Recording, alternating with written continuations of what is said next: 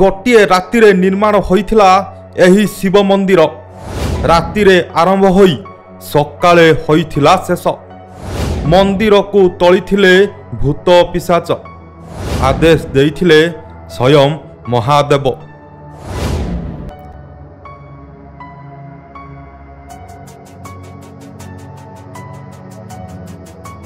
हाँ दर्शक बंधु, कथाटी आपनकु आश्चर्य लगुथिले भी यह ही सत्य। सारा भारत वर्ष रे अनेक मठ और मंदिर अछि जार निर्माण अनेक राजा महाराजा मानक द्वारा हजार हजार वर्ष पूर्वे करा जायथिला, जार प्रमाण एबे भी मूक साक्षी भाव में दृष्टिगोचर हेउछि। केउ मंदिरर निर्माण शैली तो केउ मंदिरर कारुकार्य देखिले एक अविश्वसनीय मने हुए। तेबे एमिति भी किछि मंदिर रहिछि जार निर्माण किंबदंती सुनिले लोक माने आश्चर्य हुअंती, कुहंती एमिति किछि घटिथिला। तो मध्य प्रदेश रो ककन मठ मंदिर, जहाँ कि एबे भग्न अवस्था दृश्यमान हुए। बाहरु देखिले लागिबो जेपरि मंदिरटी हठात पड़िजिबो, किंतु ताहा हेबो नहीं। एही मंदिरटी केउ कालरू एहिठारे एपरि छिड़ा होई रहिछि।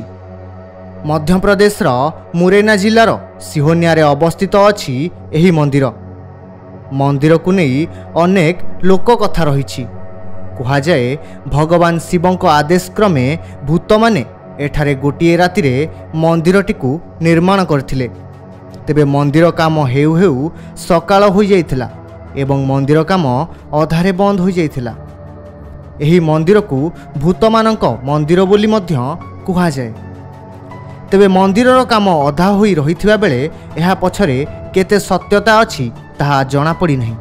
आउ एक कथा हेउछि एही मंदिर रे व्यवहृत होइथिबा पत्थर गुड़िक आखपाख अंचल रे केउठारे भी दृष्टिगोचर होई नहीं। तेबे एही पत्थर एठाकु किपरि आसिला एवं एही मंदिर किभली भाबे निर्माण करागला ताहार सठिक आकलन करा जाई पारि नहीं। एठारे भगवान शिव पूजा पाई थांती। तेबे एठाकु आसुथिबा लोक माने केवल एहांकु दर्शन करिया पाई ही आसी थांती। हजार हजार वर्षर एही पुराना मंदिर अनेक पुरातन मूर्ति जथा देवादेवी मानक मूर्ति रही अछि, जहा एबे भग्न भाबरे रहिछि। कुहा जाए एही मंदिरर निर्माण 1100 शताब्दी रे कछुआह वंशर राजा कीर्तिराज निर्माण करथिले। तेबे एबे पर्यंत एही मंदिरर निर्माण संपर्क रे कोनोसी ठोस प्रमाण मिली पारि नहीं। ब्यूरो रिपोर्ट, आह्वान न्यूज।